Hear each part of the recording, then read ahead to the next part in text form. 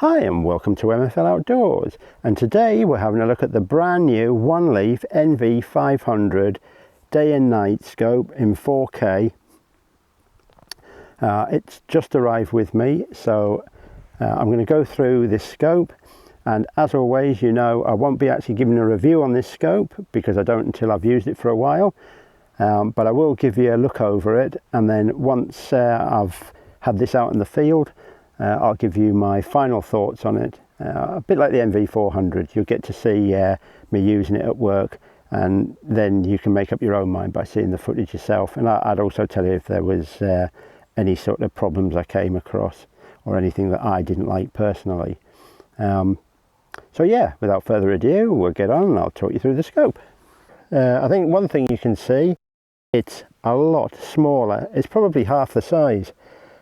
Right, starting from the front, here we have the lens cap, and it actually has a screw thread on it here for a sunshade. I don't actually like the look of the sunshade, and to me it doesn't do a great deal of difference, to be honest.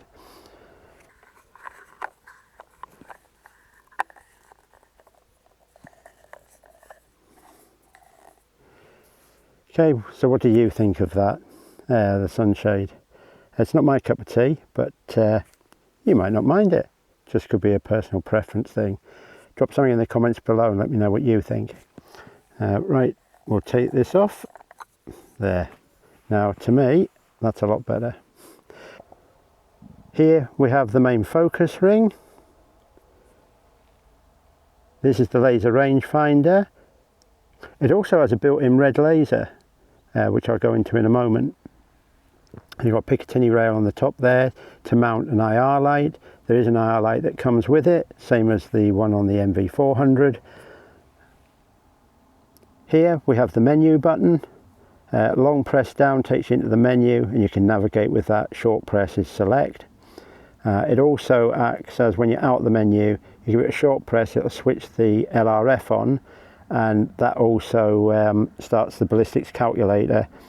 So you'll see you hold over or hold under, you just click it again, switches the laser rangefinder off. Here we have the photograph and record button. This one here does your different modes. So you have day mode, twilight mode and night mode, and then this button here is for your picture-in-picture and so on. Then we have the diopter, and they've also got the microphone mounted up here, which I find really good. I'll be testing the sound out shortly to make sure it's recording well, but it looks like a good position to have it. And I have to say, and I've got some expensive thermal, the sound is appalling. For companies that are producing high-end scopes, they just didn't get the sound right. But I know on the NV400 it had quite good sound, so I'm hoping that this one's going to be really good as well. Here is the on-off button. You simply just keep that pressed in. You'll see the screen come on. It takes a few seconds for it to come on, but you can also use that just to put it into standby mode, just with one short press. So if you're walking around at night, you can save battery life by switching it into standby mode, and then when you get to a place where you want to take a shot, just press it again, it comes straight on. Right, and now onto the opposite side. And this here is where you would put in your SD card. If I get this open for you, you can have a look inside. It's simply screw in. It's a nice fit. It's a metal cap. And inside there you can see you've got your C-type connector, your reset, if you have to do a manual reset, your SD card, and there you have your mini HD. So you can actually feed this directly to a monitor, television or so on, and see what's actually being seen. Again, very easy. Just put that back on.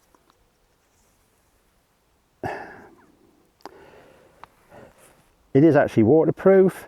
It has IP67 rating according to the box, though OneLeaf's website says it's IP7 rated, so I will have to clarify that with them, and I'll let you know here.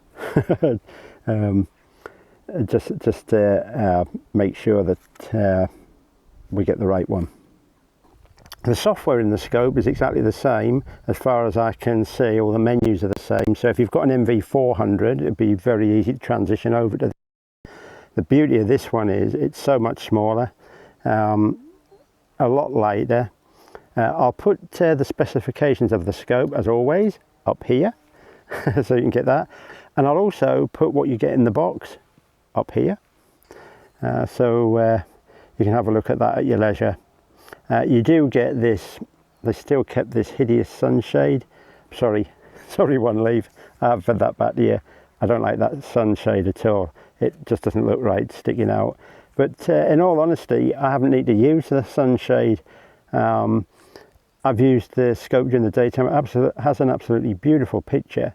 As you saw on the NV500, the video I did on that, fantastic. And I'll also put some video footage of daytime of this while I'm out today.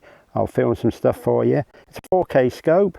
I do think, from what I've seen, I think they've changed the software in respect of before, because you can choose on this whether you want first or second focal plane,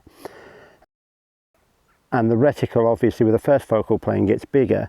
Well, on the original software, when you filmed it, it showed the reticle as being exactly the same size all the time, yet we could see the first focal plane in the viewfinder. So that's changed. As far as I'm aware, it actually shows it getting bigger when you're filming. They still haven't put on the other stuff that we can see, you know, for making sure that your scope's level and so on. So that hasn't been changed. I wish they would have put that so you can either have that on or have it off, and it would show it, because then you get a proper view of what we're actually seeing. The scope's just as well made, anodized, from what I can see there, the body. So as you can see how small this scope actually is now. They've made the rangefinder a lot smaller. It's still all metal.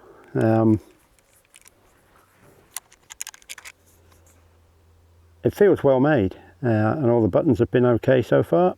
So far so good. One thing I have found that other reviewers don't say about, and it was the same with the NV500, it actually does have a built-in laser as well, a red laser, and you can adjust windage and elevation on it. Now you might think, well, that doesn't really have a lot of use. It does. It has a couple of uses. One is, if you're using a scope like this for foxing, and you say you're on a fell, I mean, I did a video up on the fells there, and it took me ages and I couldn't find the fox.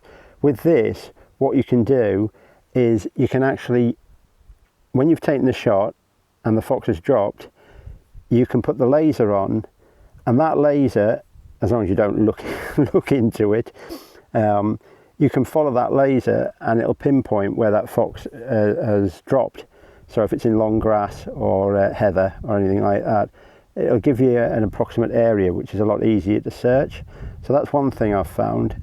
The other, of course, is if you're doing some close-up ratting or something like that, and you want to set it, maybe you want to set the laser, you want to set that to very near, say maybe, I don't know, 5-10 meters, and then you can switch from the scope and go put the laser on, and then you'd be able to shoot without looking through the scope. So that was two uses I thought of for that, and I'm probably going to set this one, because I'm going to put this one on my FXDRS, and that's going to live on that permanently, I think. I do wish they have put a better mount in. The mount is a Picatinny mount, so it makes it a lot easier. If you remember on the NV500, there was no room for manoeuvre where the two mounts went for your scope. You had no movement on the scope. They just had to stay there, more or less. So it was a lot harder to get your eye relief. Well, now, of course, they've just gone over to this Picatinny rail, which a lot of scopes have. The only thing I would have said, and I wish all manufacturers would do it, is if you're going to include one of those mounts, put it so it's quick release and not the screw-in type, because with a scope like this, you can set up multiple profiles, and by doing that, you want to swap it from rifle to rifle and have it to return to 0. I did feed back to them last time on the IR that they included. The mount actually was a bolt-on affair, and I said if they could put a quick release on that, it'd be a lot better to transition from like day to night, because you just put it on, clip, it's there. But of course you've got to use the tool and mount that again. I mean, it doesn't take a great deal of time, but it just resolves that bit of hassle if you had that on. It might have been down to cost or something like that they've done that, because it is very economical, this scope. So I'll not give the prices on here. You're better off going on the website and having a look. So yeah, that's sort of an introduction to the scope. This one does have a party piece, however. You can actually change out the lenses. It has a clip on the side here, and you basically push down, you twist it to unlock, and you can actually take the lens off, and they do various lenses. This one is a 55mm. Basically it's a 2x magnification. Now this scope will actually do 13x digital zoom, so in total that will go up to 26 times, so it goes from 2 to 26 times magnification, which is plenty for most shooting, I would think. But you can put the bigger ones on, which are coming, and they do a smaller one as well. I think that's 1.5 times magnification. I think they're going to do a 5 and a 7 times if I remember correctly, but you'd be able to see that on the website. Now they were going to send me both the lenses, but unfortunately they didn't have the smaller one, the 1.5, in stock. So they're going to send that out to me at a later date, and I'll be able to do a comparison for you once I get that. I'll do another video and you can see the two different lenses on. So right, I'm going to do some footage now. I'll let you see that. And as I say, this will be going on my air rifle. Okay, the start of that wood line is nearly 500 metres, so I'll see if I can range it. Yep, 473.9.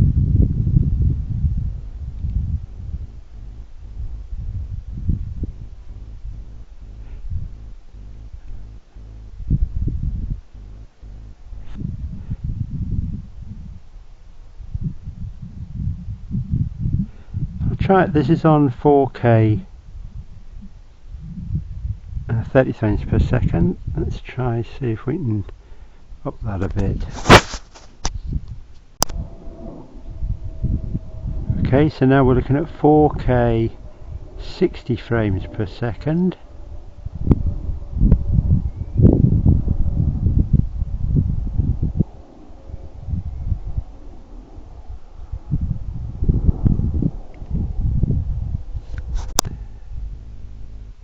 This is 4K 120 frames per second.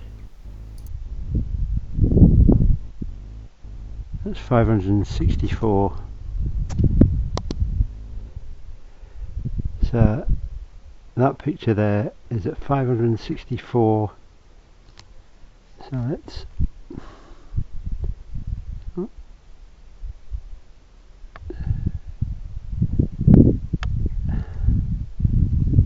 so let's zoom in on that.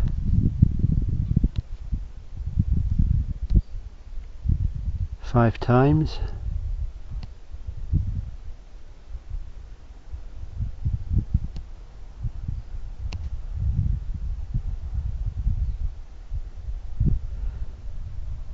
I mean that's 16, when you take into account that it's a base mag, that's 16 times magnification with the digital.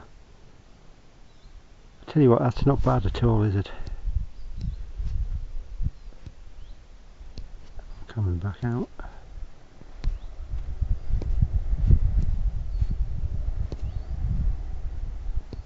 And there we're back on 1 times.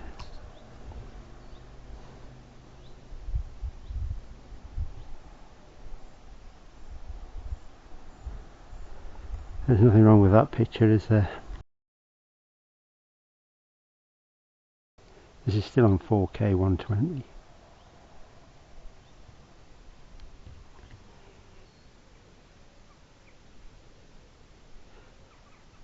The sun is absolutely beaming down here at the moment. So, and this is with no light shade. Tell you what I'll do, just for a comparison, I'll actually stop it there and I'll put the shade on and we'll see if that makes any difference.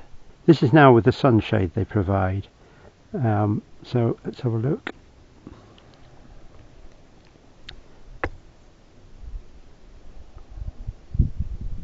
Is there much difference there? I can't see much difference in the viewfinder. You might be able to on screen. I still think it's a great picture. That's looking way up onto the fells. I haven't altered the focus for up there. So that the start of that wood line there is nearly 500 metres. I will have a play around with some of the exposure settings and so on. Let's see if I can get any improvement. But these are all factory set at the moment. But that isn't bad at all, is it? Anyway, you give me your views. Let me know what you think. Drop them in the comments below. Okay, well, thanks very much for joining me on this one, on this lovely sunny day. Getting eaten by the midges. I hope this has given you some information if you're looking for a day and night scope. And of course, keep tuned to the videos because you'll see the footage that actually comes off this in real life out in the field. So that's all that's left for me to say is, take care and we'll catch you on the next one. Bye for now.